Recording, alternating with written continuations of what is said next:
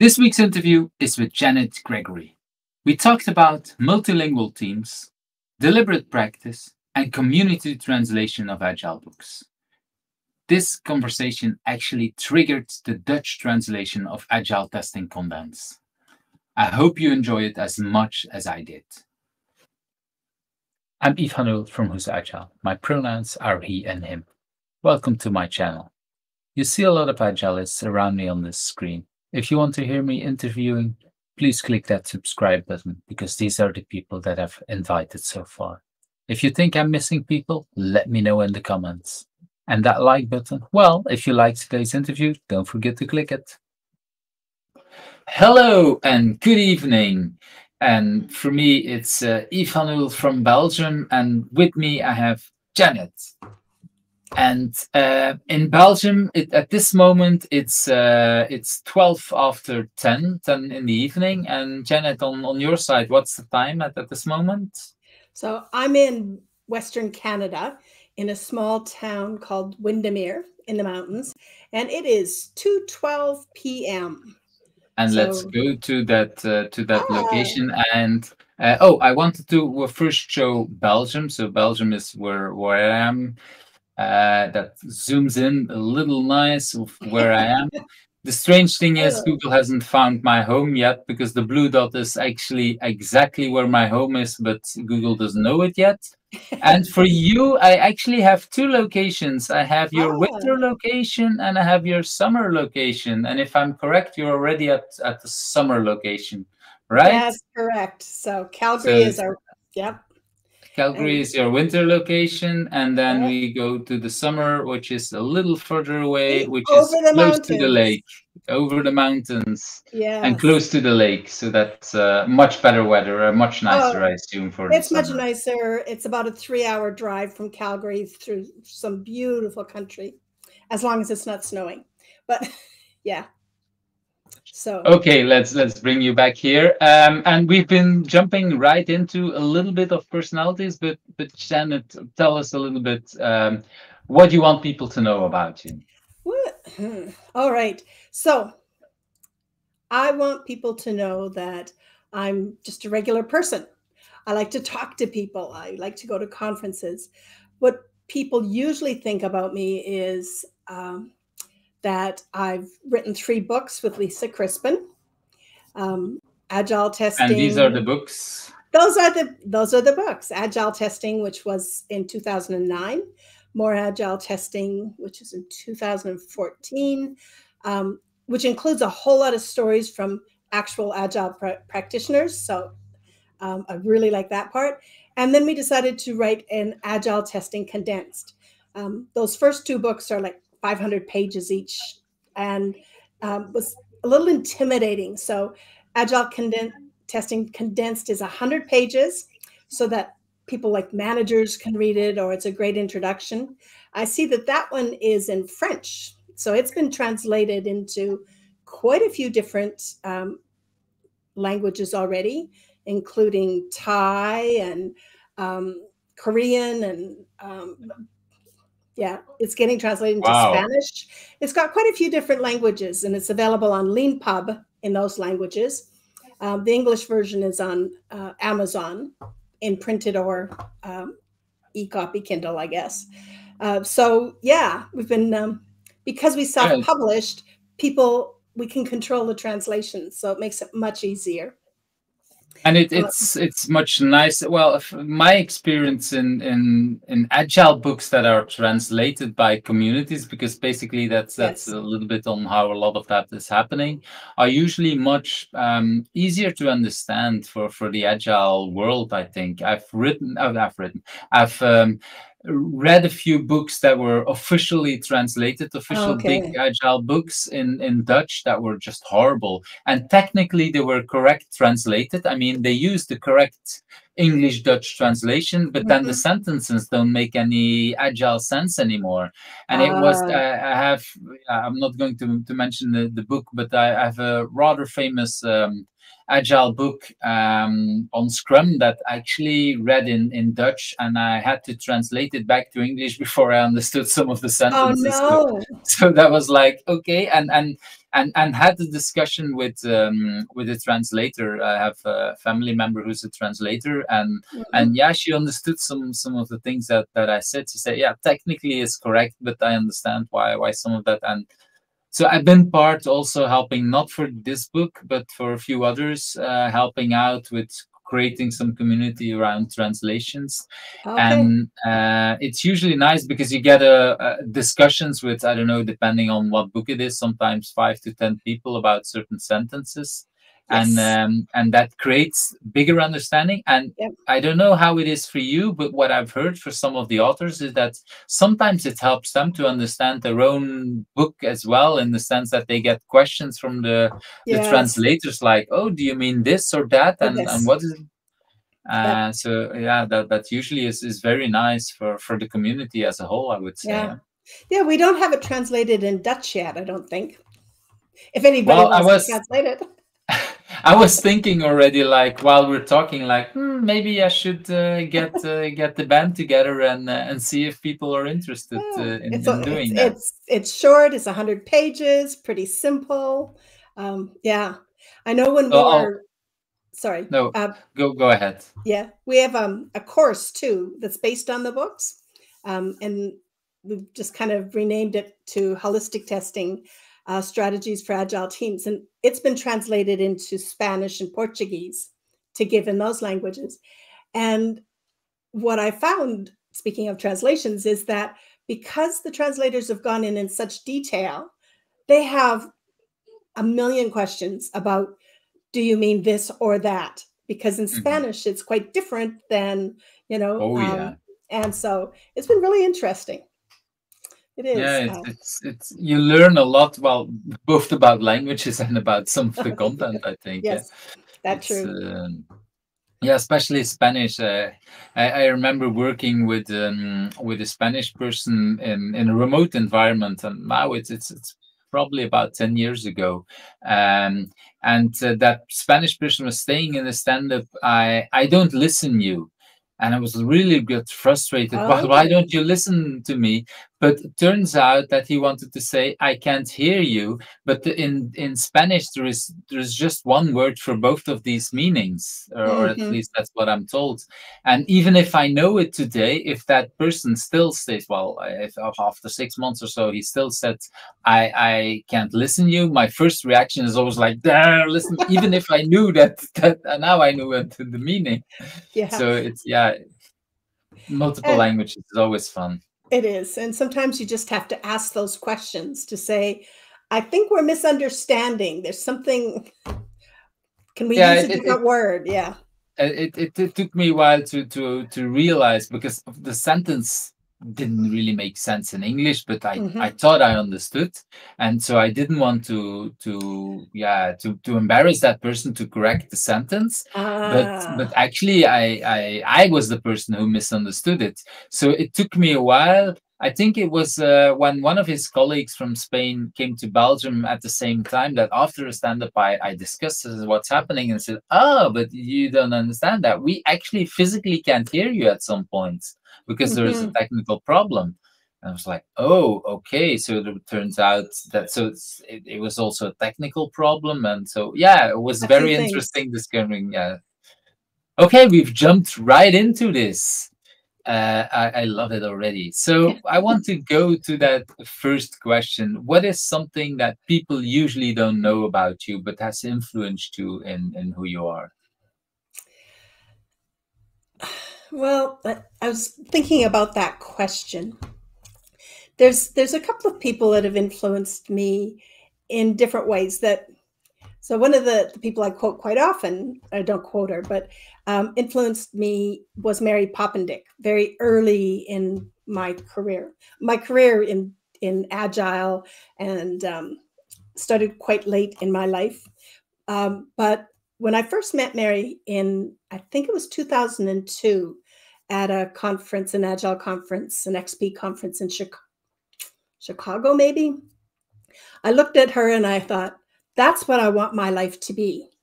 I want to be traveling with my husband all over the world, and make that part of my work. That's what I want to do. And it's kind of one of those things you look at and you put in your head and you go, but I'll never get there. I'll never get there. I have no idea how to get there. But it was buried deep in my subconscious. And so I'm sitting there one day, many years later, and I'm looking and I'm thinking, look, I'm traveling the world. My husband's coming with me. I'm teaching. I'm consulting all over the place. I'm just like Mary. When you were explaining that with Mary and her husband, it made me realize you sent me at the end of last year, beginning this year, you sent me the New Year's letter that you sent to friends that Jack wrote. Remember? Yes. And I don't know the details anymore, of course, because it's it's 6 months ago. Yeah, exactly. But still, I remember reading this like, yeah, okay, this is really a couple doing a lot of these things together. That's the feeling I had reading that letter. So that was like when you were talking about, I want to have the life that Mary has. Like, I think you have this kind of now. Yeah, we do, and it's just kind of one of those things. It's a subconscious thing that gets in your head, and you just kind of work towards it without even really knowing that you're doing. So she's been a really big influence on my life. Another person that's influenced me a lot, and this is something that other people don't know, is my sister in lots of different ways. She's a little bit older than me, but when she retired, there's two different stories. When she retired, she was trying to decide what she would do. And she took up watercolors, painting. But she had her whole life, she said, I'm not an artist. She has a terrific daughter that's is a terrific artist, but she said, I can't draw. I can't paint. I can't. But she decided she wanted to try. And so she took lessons and she practiced. And so I've done a couple of talks on deliberate practice using her as an example, because I've never seen anybody take that to the place she did. And now she's a really good artist and painter. The second way she's influenced and she sees herself now also as an artist, because you might see it, but she sees it as well. Yep, she does. Okay. She's even created her own website and put some of her art on the website.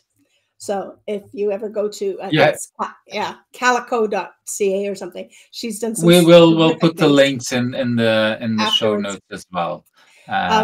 Yeah, and the other thing is that she taught kindergarten and grade 1 for years and years. She's a teacher, but she did it in a very different way. And right now she's writing she calls it her memoirs. And I said, it's more than memoirs. So she's taking these stories that she, as part of her teaching. So what she would do is she's got her curriculum for her grade 1 students. The first day in class, she says to her students, so what do you want to learn about this year? And of course, they will say all kinds of things. So an example is, we want to learn about Africa, but she'll put a list. They'll write up all this stuff on a list. They prioritize and they decide what they're going to do. And so one of her stories is about Africa. And so she takes the curriculum and she figures out how she can teach the curriculum in the space of Africa. So she creates this environment. And so her stories are all about how she did that. And to me, that's one of I think it puts Agile in a whole new space, because she's been able to translate it. So I keep trying to figure out how to use these stories in ways that other people can use them for ideas besides teachers, for teaching, right? Because I think they have a lot more ideas. So that's when I'm trying to do whatever I teach, is how can I take that same energy that these children had, and how can we get teams to have that? How can we get them to learn this stuff easier? So. But it also reminds me of how a lot of people work when we do training, and I haven't been into a training that you did with Lisa, but have followed it yeah, I'm not sure if it's a workshop or training that Lisa did here in Belgium some years ago, some years ago at what is it, agile testing or something like that. Mm-hmm. So really a local testing conference.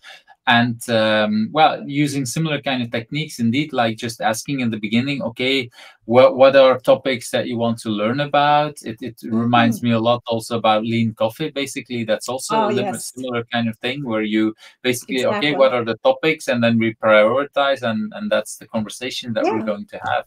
So that's yeah, it's nice, and it's really beautiful that your sister shows that you can actually do this with at kindergarten level. Yes. I'm a big believer in treating children like adults, and they behave much more like adults, and well, the opposite as well. Treat adults as children, and they start to behave as children as well. That's absolutely true. So true. Yeah. And so like these children learned how to research so many more things than a normal curriculum would teach. And yet they learned all the really things. Nice. So, yeah.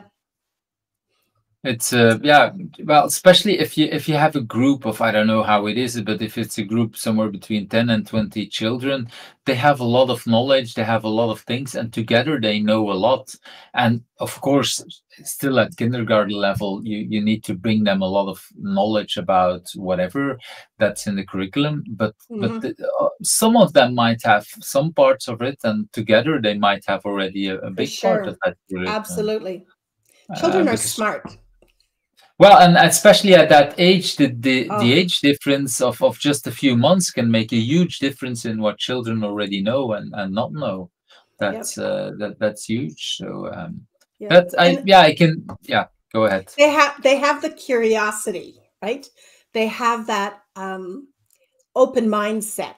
Years ago, I was at an agile conference, and I went to a workshop, and it was called Zen, the beginner's mindset. And I'm trying to think who gave it. Yeah, I wasn't Tabaka, Tabaka, and David. I just lost his last name. Had it in a minute. Anyhow, but yeah, neither of them are with us anymore. But it was David Hussman. Hussman. Thank you. And it keeps, every time I read one of my sister's stories, I keep thinking back to that workshop, because that's what we have to do, is just open ourselves up and say, what can I learn today? How can I learn it? And I think we don't do that often enough. Well, somehow, like you say, children still have that curiosity that some of us have lost. And sometimes I blame schools for it, and adults to steal away that curiosity for the children. It's incredible. And well, a little bit like what you told about your sister, probably she had a lot more of that when she was younger, and only when she retired that she dared again to do that. Which is interesting, because if she works with children, probably she had to draw a lot, or she did that a lot in kindergarten as a teacher, but somehow that link was not with her for as an artist. Exactly. It was as a professional for working with the children, but not as art to sell or art to show to people. And it took her so basically back until she's retired to do that. That's a fascinating story. And I think we often close our own minds. We can do this in this context, but how do we take that and move it over there into a different context? I think we all struggle with that a little bit. Yeah. At the same time, I also feel that sometimes I agree there is deliberate practice, and we need to do it much more often, and a lot more can do it. I also feel that sometimes in the agile world, some people want to stretch it too much. For example, I have really bad eye-hand coordination, so just drawing just a simple line or a circle, I'm really bad at doing that. I had lots of, I don't know, therapy or whatever, lots of practices when I was 6-7 years old, and basically they kind of figured out, like, okay, there is a kind of physical barrier that makes a missing piece, probably connections between the two brain parts. So and you can see it when I write. It's almost impossible to read my handwriting, and so making a surgeon out of me that would need very specific things to cut open a person would be really dangerous for me. So I think there are limitations to what people can do.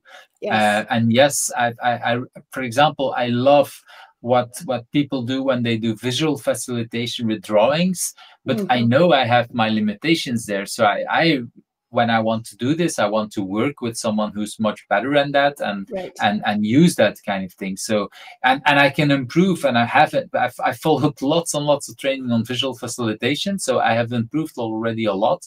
But still, I know that because of this physical limitation, that it usually is much better if I ask a friend to help out, or to do some of that stuff. So we need, I think we need both sides in the agile community, like encouraging people to do much more deliberate practice and then do that, but also realize at some point, like, okay, it's up to the person to see where is it that it's a limitation in my head, a little bit like with your sister, a kind of imposter syndrome, or it's a physical limitation of what we can do. And and I think we all have coping mechanisms, right? So asking people to help us, there's nothing wrong with that. In fact, it's a good thing to do. I have a limitation. I have several, but one that pops into my head is I am directionally challenged, immensely directionally challenged. I can go into a city and I could not find my way out of downtown. In fact, that's the reason I got a smartphone in the very first place, was to have Google Maps on it to help me get from here to there. And I have walked, turned the wrong way and walked 8 blocks too far because I thought I was going in the right direction, but turns out I was going exact wrong. So I've learned to ask for help. I was at a conference last week in Chicago, and I was in a hotel, and I'm going, okay, I have no idea which way. And I've been in this conference for 4 days. I have no idea which way to get to that other one room. Other place, whatever, yeah. So I stop and I ask for help. Please, can you tell me which way to go? I mean, I'd eventually wander forever. So yeah, we do have missing pieces in our brains. My husband says I'm missing some kind of magnet or something in my brain. Yeah, but this is what it is. You do deliberate practice to try something. You ask for help for other things. It's basically using the universe in different kind of ways to get what we want.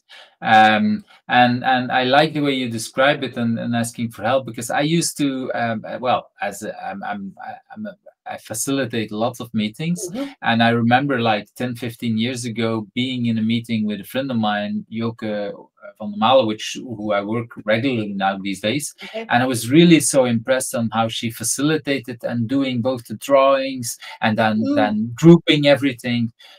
And then I tried it for a while, and then I realized, so because of my handwriting, I actually have to pay so much attention to make the words that I'm writing kind of more or less readable, that it drains the energy, and I don't have energy for the group anymore. So I need to be careful. Until I realized, like, wait a minute, I don't have to write that down. If I actually give that back to the group, and if I say, who can write this down, it actually works better. First of all, I'm not abusing the power of the pen. I'm telling them to because it's their ideas, they write it down, and I just put it. And later on, I learned, I can do this much more. Okay, instead of me doing the grouping, why don't you move to the board and you do the grouping?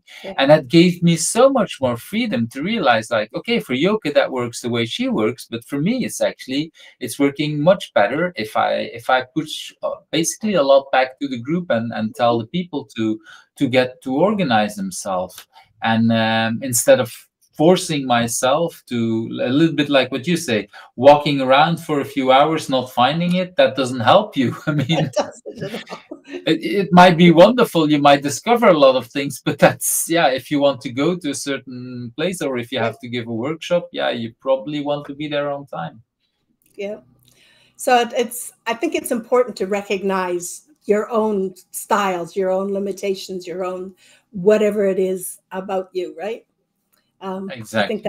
I think it's important, because whatever other people do doesn't always work for us, as you just said. Yeah, exactly. And well, it's an inspiration, and then you can think, and then you need to find, I don't know, draw whatever you turn it around in a way that it works for you. I want to move to the next question, and I think we kind of already talked a little bit in different directions about, if you had not been to IT, what would have become of you? Basically, you told a little bit story about your sister, what she could have become. Is there a similar kind of story for you? And I see IT as broad. I see agile as broad, and so if you wouldn't, basically, if you would not do what you do today, what could have been you? So I grew up wanting to be a teacher. And I realized that it's a good thing I didn't become a teacher for children. I wouldn't have had the patience for it. But and when so we moved overseas for a couple of years. And when we came back, I had to make a choice. To what country did you move?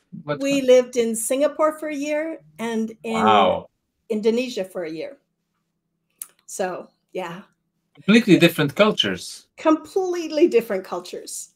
And they've come in very handy for me when I've been teaching in all the different places in the world, because a lot of those things I draw upon even now. But when we came back, I had a choice to make.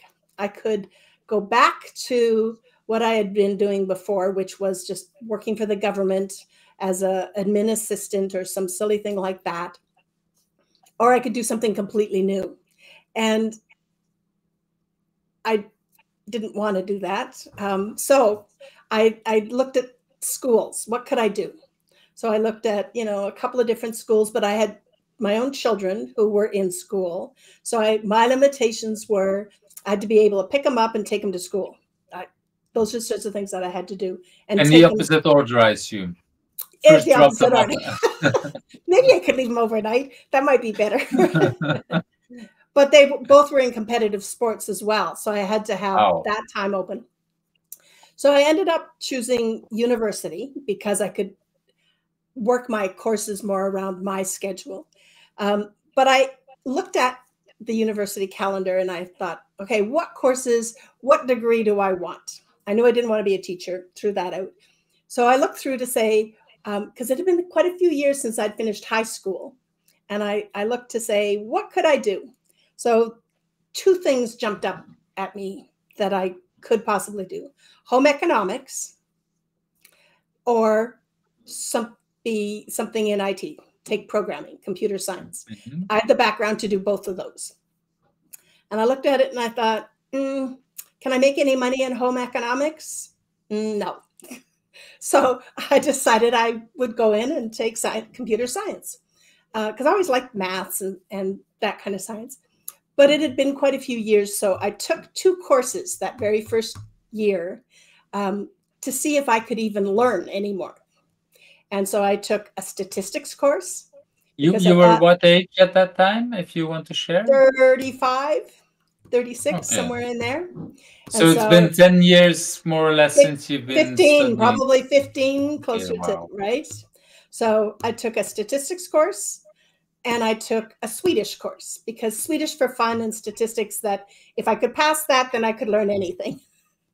So I passed both. And so I enrolled full-time the next year and got my computer science degree.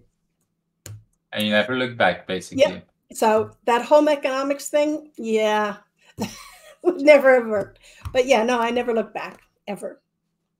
But that's like you say, that could have been, if you were thinking you could have made money, or if whatever you felt that was an option to do that. So that's because I like to sew and things like that. But yeah. Well, I'm happy that you choose the path you've chosen, because I think you've influenced a lot of people and you helped a lot of people with your books and with the courses. So I'm really glad that you took that way. I want to move to that. that third question about what is for you your biggest challenge, and of course, like I tell everyone, the biggest challenge that you want to share, because sometimes people tell me afterwards, like, there was a bigger one, but I don't want to put it on camera. So what do you want to share with the audience about a big challenge? I think my biggest challenge has been to slow down, because I have lots of ideas and I want to do lots of things, but I find myself quite often in too many directions, right? And a few years ago, I found myself traveling too much. I was getting sick. This is just pre-COVID, not about 2 years before. And I found myself not burning out because I enjoyed everything I was doing, but I had no energy left. Maybe that's burnout, I guess. But I was tired, so tired, and I was getting sick. So I forced myself to slow down. I forced myself to say no to things. And so maybe you were just before born out, in the sense that you catched it right on time, because typically when people get burned out, it's like it's impossible to stop it, or it's too late, basically. Or that's at least what I'm hearing from people that have that. So you kind of catched yourself in time. And so that I want to ask a little more. Is there a way how people told you that, how you discovered it, that you were going in that direction? Because I think that might be helpful for a lot of people. I think, I don't know that anybody said anything. I just found that I didn't have time to do the things I wanted to do, like on a personal thing. I like to paint, for example, but I had no time to do any of that. I had no time to see my grandchildren. And those are the sorts of things I just thought, what I'm doing, I love doing it. I love traveling. I love doing all of those things, but that's not my highest priority. And I wasn't able to do the things that I wanted to do, that whole balance thing. And so, but I still have trouble saying, because right now I'm trying to work mornings only, and spend the afternoon doing things like being out in the garden or walking, going for a walk. And I find that I'm still finding too much on my plate, because I want to.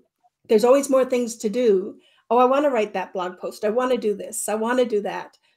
And so. And it's the afternoon right now, at this moment. It is. Yes. So it is. This is a nice example of something. And of course, I'm glad that you said yes. But at the same time, it's a good example. Yes, it's a good example. And we booked this a long time ago, so it's okay because I planned for it. But yes, it's sometimes hard to say, I can't do it. I'm getting better, but it's a challenge. Yeah, and so the second part of that question is why is this the good thing for you that's a challenge? What is there a good part about that for yourself? Well, it is, because I've been able to accomplish a lot of things that I would never have done before. I really haven't, right? So it's made me think in different directions. So, for example, one of the things that came out of being too busy that one year made me think, how can we get this course delivered in other places? I can't do it by myself anymore. And then that's when we kind of come up with that Agile Testing Fellowship to say, let's license trainers. Let's get this out. And so now we have, 40 or 50 trainers all over the world who can deliver the training in lots of different languages and all over. So that's the URL, huh? That's the URL where people can find it, Agile Testing Fellows. Yeah, I think it's indeed. I wasn't really surprised when you and Lisa launched this, because you did that together, if I'm correct. But it really was like, okay, this is an interesting thing to have, because you cannot, well, it's in a little bit insane what both of you have done in the last years about making people think about agile testing, because let's face it, in the beginning when agile was launched, there was Brian Merrick, but a lot of other people were saying like, agile and testing, no, we don't need testers in agile, the developers will do everything. And well, I would say basically the three of you were like, no, wait a minute, there is, and of course it's not just the three of you. I know I'm skipping a lot of other people that might be mad if they look at, but you were, and especially you and Lisa with your agile testing book, that made quite a landmark for a lot of people to say, wait a minute, there is actually something there. But then the two of you being the forefront ladies, I would say, to do that also gets, like you say, a little bit too much work at some point. Sometimes, yeah. And so then it's good that you're forced to think about it, and it's both helping you, it's helping the agile community, because of course more people help spread out it more, it's helping these people as well. So yeah, that's definitely a good thing. Yeah. But you need time to think, and for time to think, you need to say no to other stuff so that there is. That's exactly right. It's kind of this hamster wheel. You have to jump off every once in a while to say, how can I, move forward? What else could we do? And teams do that all the time. Well, they should do it, and we don't always do it enough, or taking that time. I've just finished, just about a month ago, I finished a book, a Dutch book called Focus On and Off. And one of the things I learned in it is indeed that we live in a time that, we don't take the time to, and I've seen it with children, but I didn't realize I do it myself as well, is that we don't take the time to get bored and to get our heads spin, because wherever we go, we have our phone with us, and we take, I know that ever since I was young, I was reading on the toilet, I was reading comics, I was reading books. Now there is reading smartphone, or I do Duolingo or whatever when I'm on the toilet, and it made me realize, like, wait a minute, it's actually much better to just do nothing and to have that time, to just have your mind, or have my mind, wander around, and then give it the time to think and come up with crazy ideas like Agile Fellowship. Yeah, and we do need that time. We do. We need to let our brains rest, and then that's when they make the connections. I know that I got a couple of, I have little habits before I go to bed, because if I don't do them, I'll go to bed and my brain is running 1,000,000 miles an hour and it won't stop. So I take and I spend at least half an hour, maybe 45 minutes, and work on a jigsaw puzzle. It just is. That still is activity, yeah? It's activity, but I haven't mastered the idea of meditation. My brain will keep going. So when I'm doing something like the jigsaw puzzle, I'm not thinking about the other things that I have to do. It's there. I'm focused just in front of me, and my brain shuts down.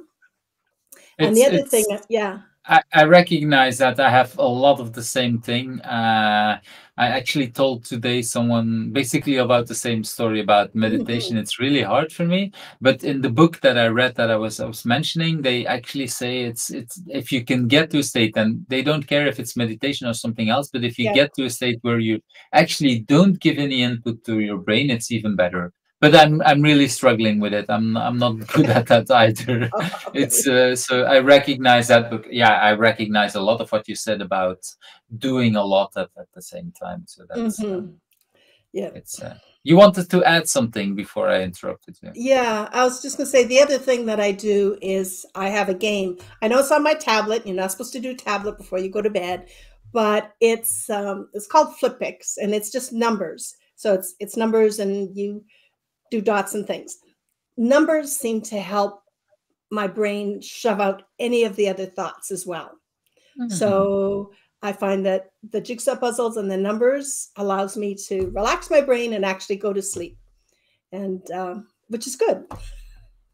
And it's not because I read in a book that we don't have to do it in whatever. We need to figure out what works for us, a little bit like what we discussed before. Yeah. It's really what you're talking. Well, we've been talking for a while, but with just a few questions, it shows a lot of passion, a lot of drive. So, do you have any idea where your drive, where your passion is coming from? I don't know if I know where it comes from, but I get energy from new ideas. When I hear people talking, uh, things will trigger in my brain, and I'll go, "Oh, could we use it this way?" Or something like that. So that the having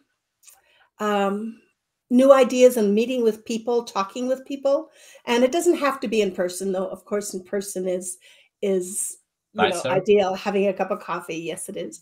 But even reading a blog and thinking about something new. As I was watching just a virtual keynote yesterday, and the lady who was doing it, she was talking about security, and I started thinking about it, and I'm going, okay, we talk about security a lot. I'm not an expert in IT security; it's not my thing, but it's always interested me.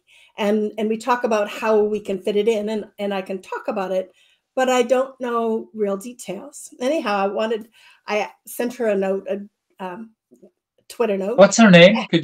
What's her name? Her Twitter ID is She Hacks Purple. Okay. It might just be nice to because if you yeah. talk about it to mention it. Yeah. So She Hacks Purple. And it got me thinking about, so the newest thing that Lisa and I have been talking about is holistic testing and a holistic testing model, and which is on my blog post, which we can set later. But I wanted to know what she thought about how we could fit security in and where we could fit it into this.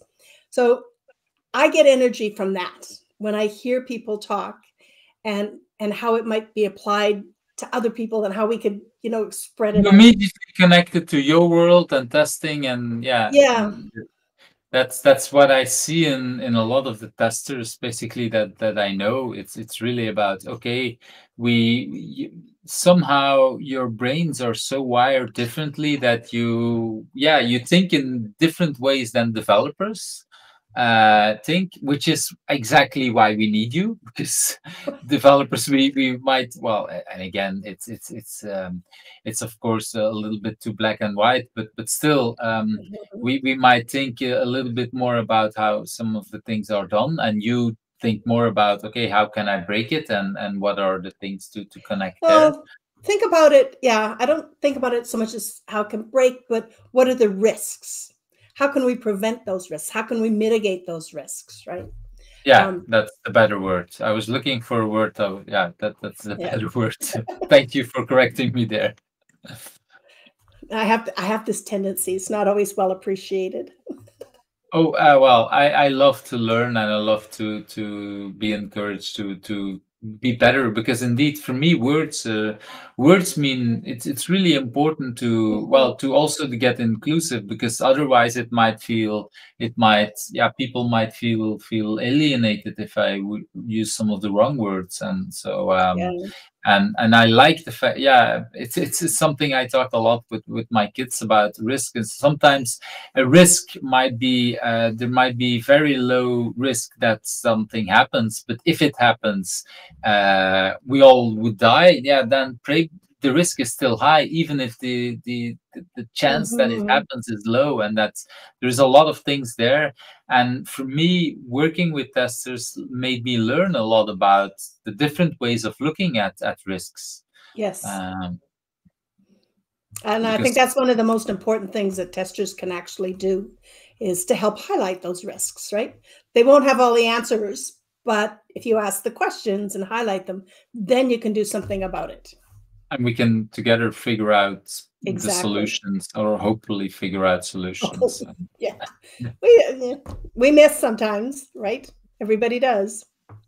Yeah, because that's part of you, I would say.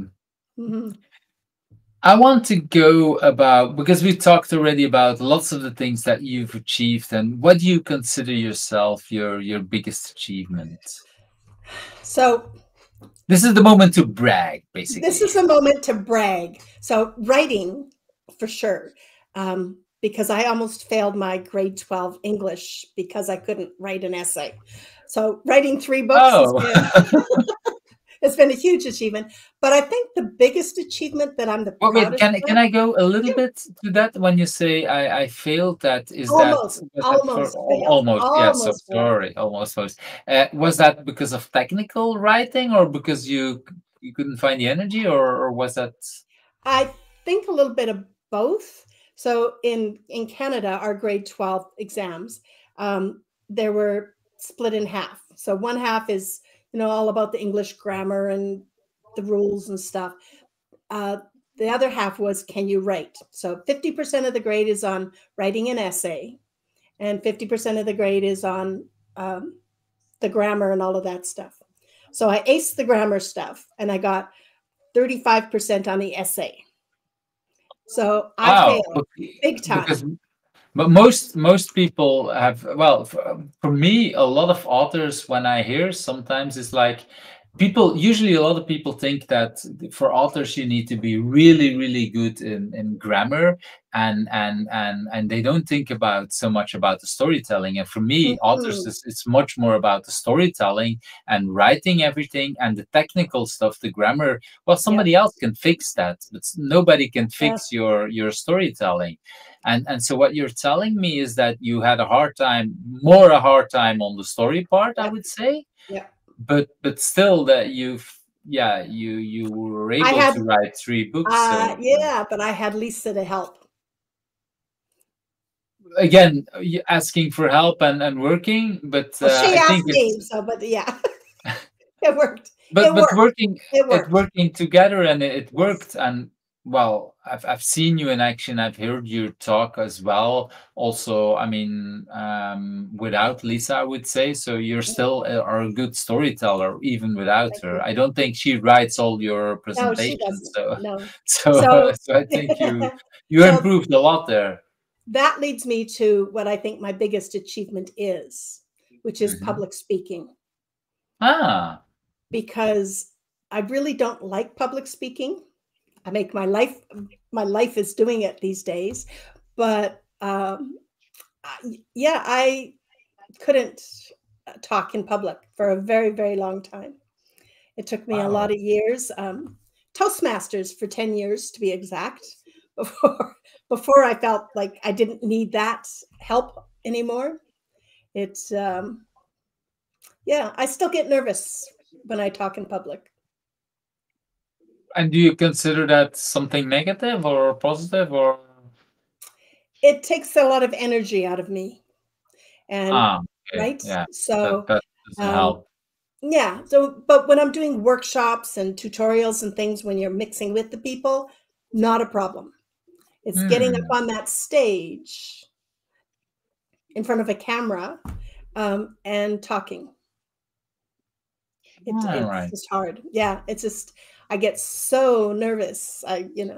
But I can do it. I have the skills. That deliberate practice thing, that's what Toastmasters was all about.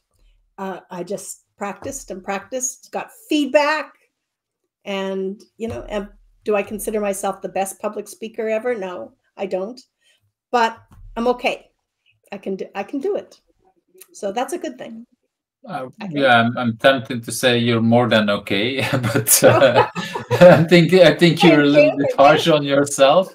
I think you're actually a good speaker, but yeah, I can, and good in the sense that I won't say that you use tricks, but I would say you feel that it's practiced. You feel that you worked on your skill, but that's Hmm. that's with a lot of things. Yeah. Um, yeah, I was just discussing this weekend with a professional musician. Mhm. That was the first time that he performed with a certain band. Well, not the first time, but the first time in a very long Mhm. period. And so they had practiced a lot with that band, and then there was Corona, so not much live things. Right.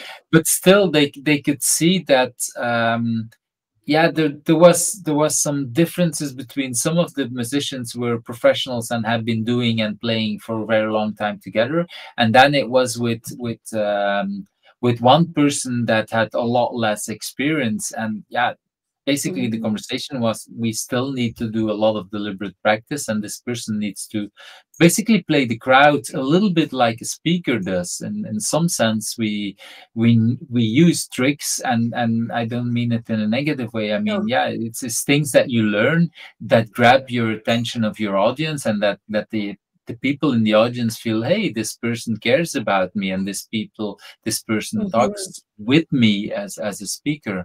And like you say, Toastmasters, I've only been to a few ones. I've actually practiced it, been to one or two with my daughter, just to show her a little bit how that was. But I can definitely see how that helps a lot of people, because you really get your assignments, and okay, get up and do something there. It's Well, I spent my entire, I think, high school, and even when I was going through university, you know, how you have to present your whatever.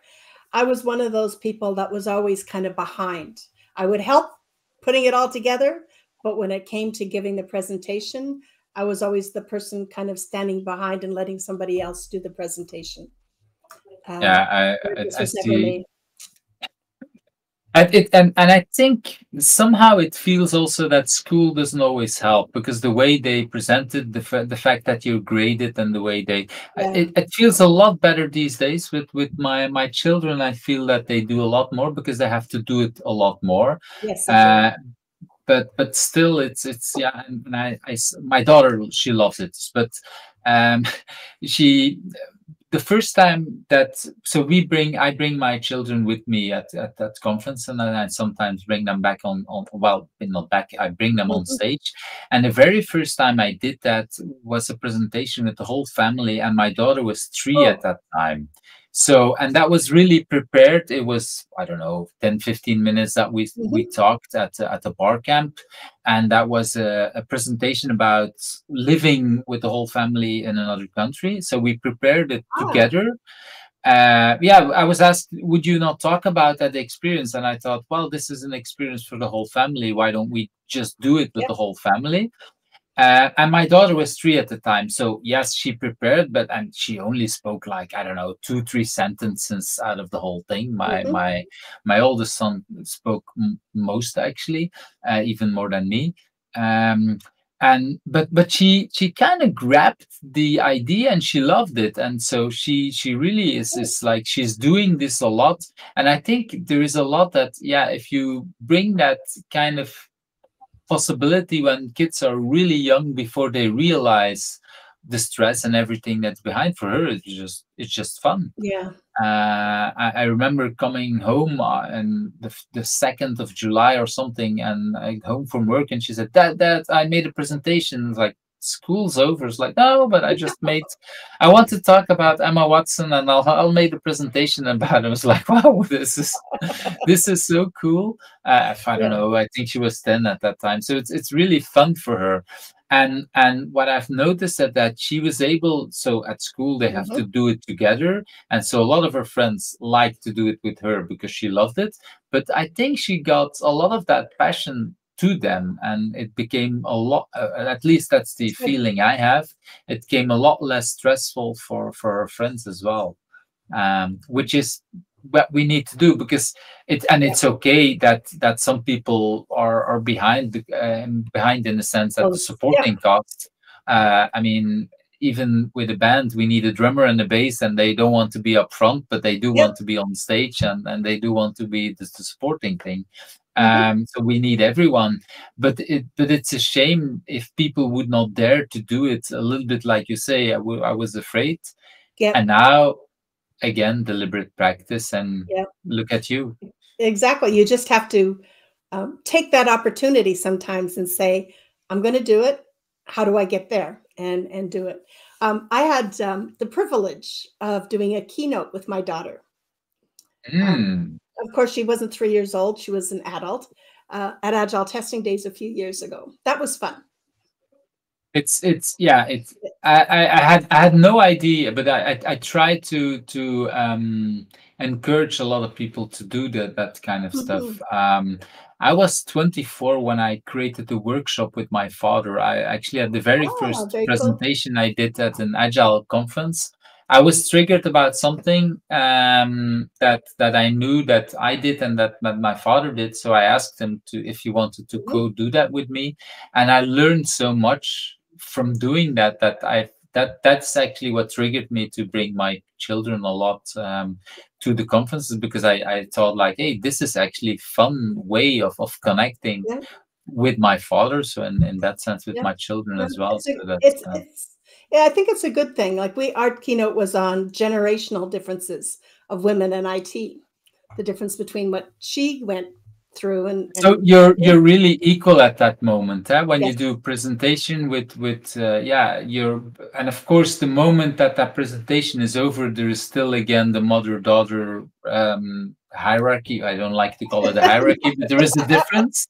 There is still back, you're back again, mother or father or whatever, yeah, that relationship. But once you're on stage, it really, or for me, it always felt like we're equal. yeah, If it's with my daughter or for if it's with sure. my father, it's the same. And that's, and like you say, if you both bring the same kind of story but from a different age, Yeah. that really brings a very powerful thing to do that. It's wonderful to hear that.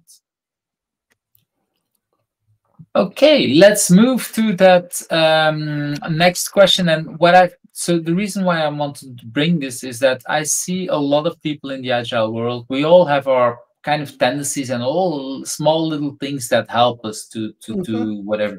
And you talked already a little bit about the saying no and that challenge part. But are there other things that you do that help you to get organized or to help you to do the things that you do? So I have a personal Kanban board. It's stickies on the wall, though it's not up right now because we just got here, so I haven't put them up on the wall. But I have the personal Kanban board. So I have, what am I going to do today? What do I want to do today? And then I have a whole bunch of stickies that is, what do I hope to do at some point in time? But I prioritize so that I know this is what I want to accomplish today. I don't always, but I only move one sticky over at a time to doing one sticky. And when I do that, I also do Pomodoro, 25-minute sessions. It works best if I'm doing it with somebody else. Oh. It works best if there's two of us. And often I will work with my sister. We'll set the timer for 25 minutes. After the 25 minutes is up, I get up and I move. I might go empty the dishwasher. I might go do something else, but I get up and I move away from here.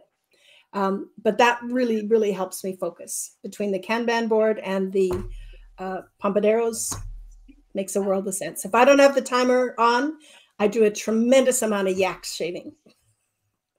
Yeah, I recognize that. I've used that for a long time. Today, well, I'm not doing it while we're recording, but I'm working usually on a walking desk, and that helped me. So since I walk, I use a lot less Pomodoros. But actually, I should think about it again. If I'm at the office at the clients, there I don't have my walking desk. I should probably take my timer again with me to focus, because yeah, it really helps. It does. Our minds are not made for doing 1 hour 2 hour things at the whole same time. It's like, no, and this is a little bit like you say, you go to the dishwasher, you empty that, you're not busy, and you're physically busy, but your mind has time to wander. That's even if it's just for 5 minutes, yeah, there is a lot there. And it's amazing how much stuff you can get done in 5 minutes. You can change loads of laundry, you can empty the dishwasher, right? And then it makes housekeeping a whole lot easier too. Something I don't it's about. there is I will link to the video from Gitte, who actually also, her personal agility tip was also about housework and how she hates it and how she makes it a kind of game. So she throws a dice, and so she has, I think it's a list of 6 things that she wants to do, and one of it is fun, and the other parts are more course, or the opposite. I think it's just one fun and the other, and then she throws a dice, and whatever that is, she does it for X amount of time, basically to make, to gamify her house chores that she does. Exactly. And like you say, it's limiting time, and like you say, okay, sometimes a dishwasher, if it's not fully empty in the time that she does, if she feels energy, she might continue doing. If she doesn't, like, okay, then I stop. Wait till the next. Yep. Exactly, and it's already a little, like you say, it's in small chunks, and it makes it so much fun to do that. It does And indeed. especially if you work in Pomodoros, like, you know that at least twice an hour you would do something, and then you get a lot more done that way. It's oh, absolutely, absolutely do.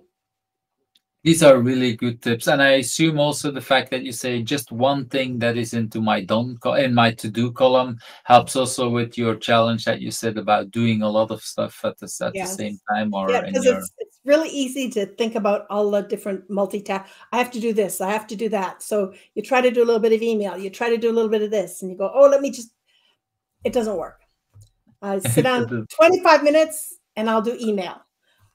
And then I might do a couple of stints doing email. And then I set it aside and go, everybody else doesn't get it till later, right? What is my priority today? What is my priority? And then we get more things done. Okay, I really love this. Let's move to remote working. I think you've been doing remote working even before the pandemic. Did I understand correctly that you pair wrote some of the work with Lisa remote as well, or did I miss? That's the only way we wrote, because she lived in Denver and I lived in Calgary, and so our first book was completely remote. We did it in a very agile fashion, and same with our second and third book. In fact, the first book we got together at a conference when we were just at the very end, and we needed to review it and just kind of double check. We got together in person, and we didn't know how to work together. It was the funniest thing. It was just like, what? But we had learned to work remotely so well that we forgot, we never had known how to work together in person. So it was just a very strange thing. So we kind of put it aside. If you would have started physically together, maybe the book would never have happened. Maybe. Because it would feel like this is not working between the two of us, and because you worked remote, you had no idea that you were not able to work together in a way. Or at least, the remote work. But this is a nice story, because a lot of people always tell us, like, but physically it's working better, and remote and yes, there are challenges. I'm not going to say there's no challenges, but apparently there is also the fact that for whatever it worked for you almost automatically, and then you get together and then you realize, hey, wait a minute, we have to rethink. Probably a lot like people have to rethink if we work physically and now we have to work remote. We also have to rethink, and you had it in the opposite sense. Yeah. So I've been working remotely for the last probably 15 years. And so during COVID, it was easy for me to work remote. The hard part, which I had to learn how to do and do a lot of research, was how to take our course and make it remote, because I was a firm believer we have so much interaction in our course that I couldn't see it working remotely. I went, it'll never work. We can't do it online. It won't work. But it kind of forced us to sit there and say, how can we make it work? And so I had to rethink some of the exercises and how we did things. And it turns out that, I don't think they work as well as in person, but they get the point across. And in this day and age, more people are working remotely. There's much more global kind of things. So even doing the course remotely makes sense going forward. Those who can do it in person, do it in person, but otherwise it works. It also allows you to do it at much more distant locations. Yeah. It also allows you to, well, you don't need to travel that much because you can figure out what works. And if you would do it in 2 different countries, you would lose almost a day in travel in between. Yeah. And now you can say, okay, in the morning I work for this, or actually your students can be from different countries at the same time, Yes. I assume. Sure. So nobody needs to travel. Yeah. So you can have. It works well, actually. It does. Yeah, and well, one of the other things I've noticed is that when you do a physical training, basically we want people to be, well, how we typically do it is 3 days or 5 days or 1 day, depending, but we want to have a full package and we focus a lot together. But for some content, and I don't know how it is for your training, but for some content it's actually better if there is some time in between it, so that you can actually say, like, okay, we focus, now we have a time off, or you get some homework or whatever, but there is some time in between. And so I've seen training, or I've done training where we say, okay, in the morning we do some training, in the afternoon you do something else, and that might actually, because it's only 4 hours, it might work from people from different parts of the country, because for some it's afternoon, for some it's morning. And then the next day, so then they have half a day off, depending on where they are, it's morning or afternoon. And then the next day we do something similar. And that would never be possible physically, or that then you would you need to organize 2 trainings in the same training location. That for that you need to sell twice as much at the same location. That's almost impossible. And I, as a trainer, have enough. If I do 2 trainings like back to back, I'll go in and I start talking and I go, did I already tell this story? Exactly. Yeah. And so I couldn't imagine doing the same thing morning and afternoon. It would just drive me crazy. Yeah, right. Exactly. And the other thing about remote courses is that, and you mentioned some really good ideas, but we can tailor it more to the people. So some companies, some countries don't like their people to be off for 4 hours a day even. And 4 hours is max that I will teach in a day. Students can't listen any longer than that. They just can't. But some companies don't want them to even take 4 hours off, so that they would rather have 2 hours a day for 2 weeks versus 2 hours a day for 1 week.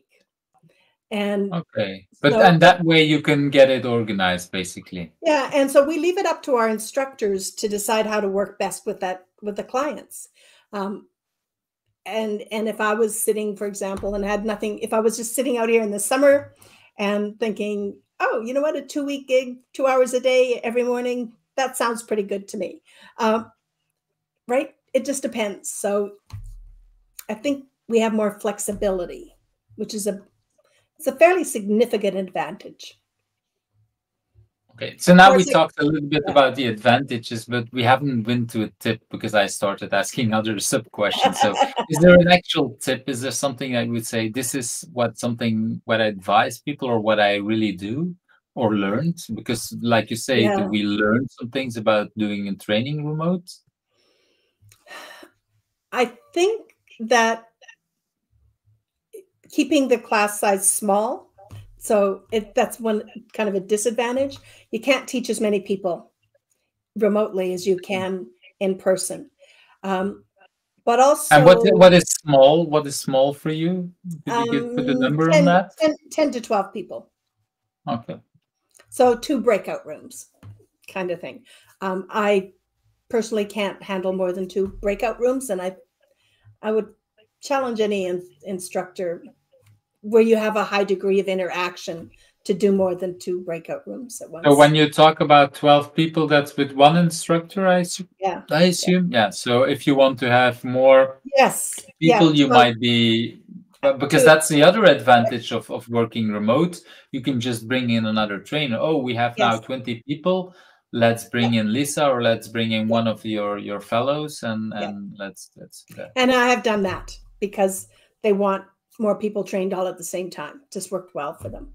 So it works. And in fact, I like facilitating with 2 people because that means I have to do half the amount of work. I don't have to talk the whole time. Always easier. And it's interesting. Not easier because I have a T-shirt for pair maybe coaching. Not easier, but yeah. The thing is,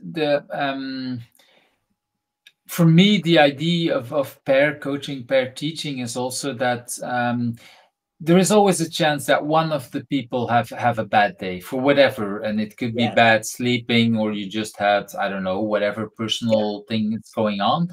The chances that both of you have a bad day at the same time is really a lot lower. So true. That's so true. It's Lisa and I just did a tutorial at the conference last week, and I was doing my section and I was talking, and I just lost my voice, and it happens every once in a while, and I'm going and it wouldn't help. So I just finally just said, like 30 seconds, I said, Lisa, take this slide. I got to go get tea. And you couldn't do that if you were by yourself. It wouldn't work so well. So pairing it's an awesome thing. I really like it. I also like, when I pair, is to learn from the other people. I get used to saying certain things. Other people say the same thing, but different ways. And I find that so interesting.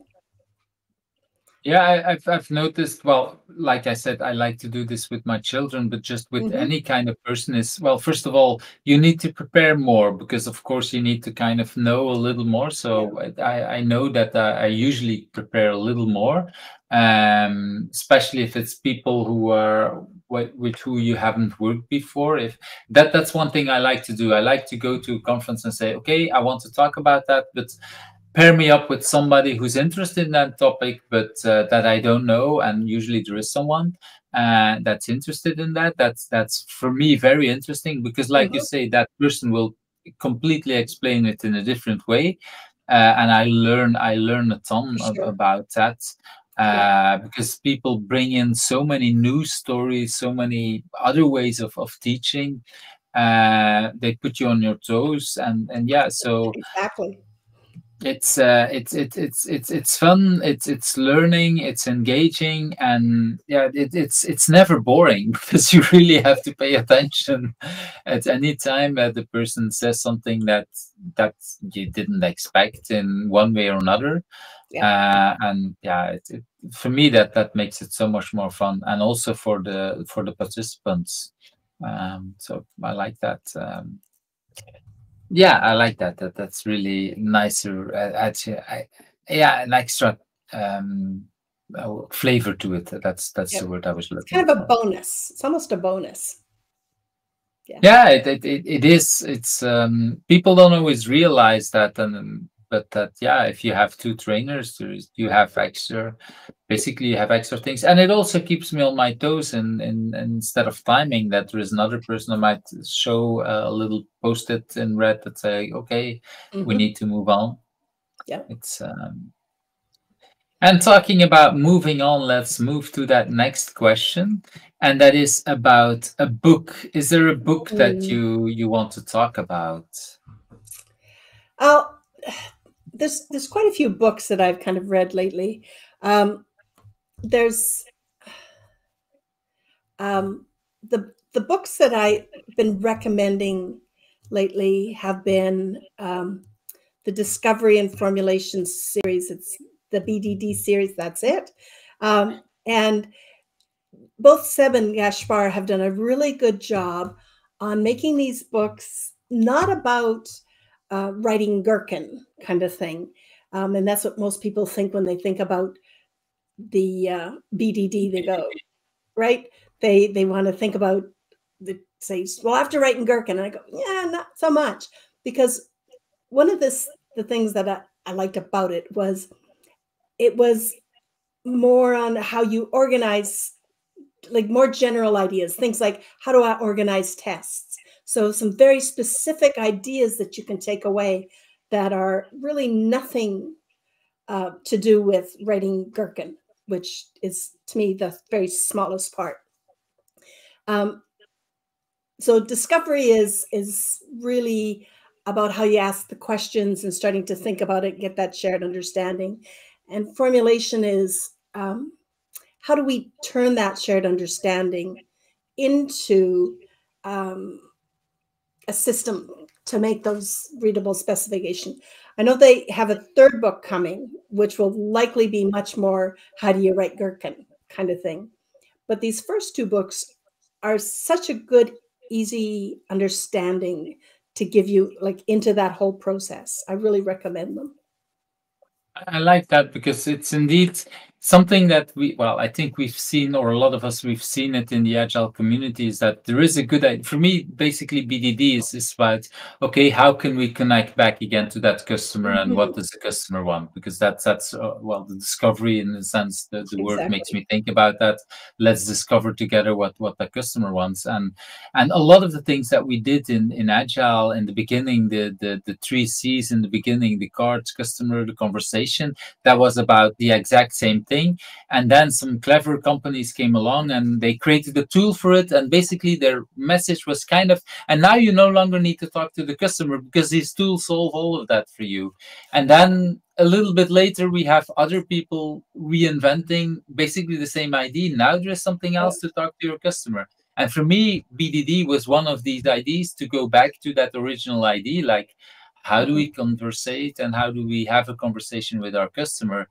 And like you say, a lot of people then think back about the language and think, oh, this is a tool and that this is how to write that language. And now there is some way and we don't no need to talk about the customer anymore. No, not again. Let's keep our customer in the focus.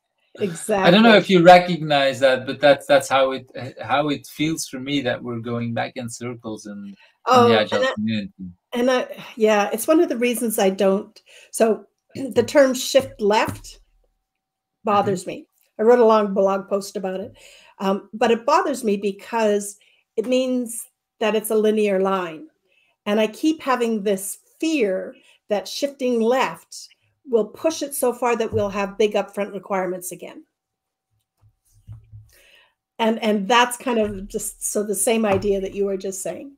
It's yeah, where was it? I think it was on Twitter, or there was a few conversations that I had the last days about definition of ready, and like I understand the idea that sometimes when you get stories and you get work that it's completely not ready, so you want to have some kind of way as a team to say, sorry, but this is not good enough, we're not going to start, we need to have some requirements, or we need to have some refinement done. But the definition of ready is the fear that I have is exactly what you say. We go back to a kind of gateway that tells us like, and that's the waterfallish thing, like this is not ready, let's not even start discussing it. I know, it's my first, whenever I say the idea of a definition of ready is really important, but it is not a gate. Please don't make it a gate. It's to give the team some kind, because I see so many teams pulling in stories that are not ready at all. And it just gives them a way to say, hey, we need to talk more about it. Exactly. Right. But yeah. And once we get that going, you don't need that definition of ready anymore. Exactly. Once we know, once we excel and how as a team and we collaborate good with our product owner, whoever, with our customer directly, we don't need that definition anymore. But it's in the beginning, and it's a little bit dangerous because sometimes it feels like training wheels, and I'm following the idea of Joshua Krievesky, like, okay, maybe we don't need training wheels, maybe there are smarter ways. But like you say, sometimes teams get pushed by whatever forces of nature or forces of the company about starting working on stories that are not ready, and we need to have. For me, a definition of ready is kind of a help for them to say stop. Like I think a definition of ready could be as simple as we've got all of the dependencies handled, or at least mitigated. We have a way to handle them. We have, it's small enough, whatever small enough means for you. And maybe we have acceptance tests, right? There you Maybe go. that's all you need. Yeah, and because basically, yeah, that is. Do we have enough that we basically are able to finish it this sprint? Because that's it. And if you don't have your acceptance criteria clear, then you don't know when you're finished. So then how could you know if you're finished at the end of the sprint if you don't know when you're finished? And if you have dependencies on a lot of other teams, it might take 3 sprints just to figure out who to talk to. So definitely that's something to help out in some companies. Yeah, it's just like the definition of done. It eventually should go away too, because this is how we do business. This is just how we do it. We don't need it anymore. Yeah, I think it'll take longer before it goes, but yes, you're completely correct. That all of these things, they're just ways to basically to help a team figure out what we need and when are we done one way or another. Done before we start, in the sense that done understanding what we need to do, and done when it's delivered. It's a really nice way of looking at that. So thank you, because these are 2 books that I haven't read. So again, books extra on my stack. That's the disadvantage for me of doing these things. I keep learning about other books, and most people talk as passionate as you are, and it's like almost always like, okay, this is definitely one that I need to read. I have to admit, I haven't finished the agile so you're testing condensed book, even if it's the smallest of the 3. So that I think it will still go, because like you say, like you said in the beginning, this is really a book that I've already flipped through it, and that I say this is really for not just for testers, it's also for managers and explaining to other people. I remember that when there was only one book, I gave that to managers, but they just couldn't bear the energy because it's too big, and there's a lot of stuff in there that's for them. It's like, wait a minute, I'm not going to be a tester. So I really had with one manager, I said, okay, not just read this chapter, and this part, but the idea that it's a 500-page book for them is like, whoa, wait a minute. I know, exactly. So we're hoping people will go and put this on managers' desks, and it won't scare them, right? Well, and this is why I want to read it first, because I don't like to recommend people books that I haven't read. I've already recommended it to people, but I don't like it because it's like, this is on my stack and this is written for people like you, but I haven't read it myself. I feel like an imposter when I do this, so I don't like that. As you notice in my bookshelf here, I don't have any textbooks as such. All of my reading books like that are all back in Calgary. Here I just have my fantasy books and other books that I read. It's my summertime off. I shouldn't say that. I have some on Kindle that I could read. But it's like you say, you try to organize yourself, and like you said earlier on, you try to work for the 4 hours and then see if there's in the afternoon there is some time off, and then you definitely can read other things. I want to move to, for me, the most interesting question is that, what's a question do you think I should ask you, and what's the answer? So, Janet, what's next in your things to do? What is next in your things to do? That's So I'm working on another book, and not with Lisa this time around. That's scary. She's our reviewer. She's a reviewer, so she's still involved. But I've been doing assessments. Not are you agile, but on quality practices for many years, and they've always been really informal. I'd go into a company, I'd talk to people, I'd watch them, I'd observe, right? So it was always very informal. But during the pandemic, I was asked to do one remotely. And it made me realize that I couldn't do it the same way I had always done it. You can't just pop in and say, show me, right? I had to really think about how I did it. So kind of formalize it. And I've done it a couple of times now. And so decided to actually put it into a book format to say, hey, people, here's how you could do an assessment on quality practices. So it's not and it's quality practices remote immediately, or is it just quality practice period, check in period, general? Yeah, okay. Period, right? And so we're trying to get that into a book. We're hoping to have it finished by the end of summer, because people want to know, how are we doing? It's not a maturity model, like to say, right, you are going to go for this level. Yeah, no, it's not. It's just to say, where are we? Where might we want to improve?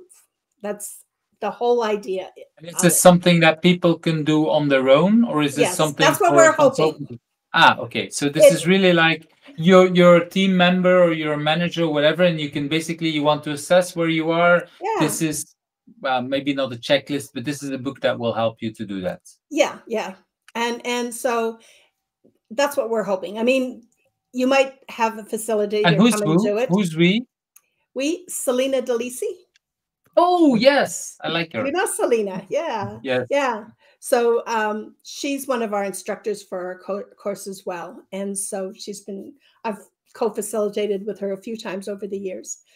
So yeah, she's my co-author. Yeah. So she's got a different perspective on some of the things. So that's good. Which is basically what you want, in a sense, huh? Because I see a lot of people that usually when they write a book, they try to, for another book, write with other people. I've always been amazed that you did the 3 books together, because it seems to be a partnership that works really well.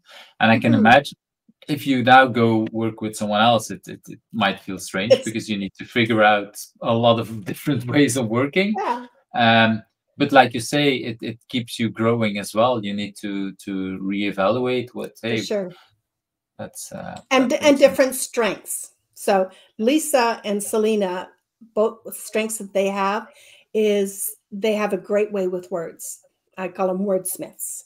That's not my expertise. It's not my strength even, but I'm really good at organizing things, and I can keep them both on track on how are we doing, and I can put ideas down, but they can help with the wordsmithing to make it sound better, right?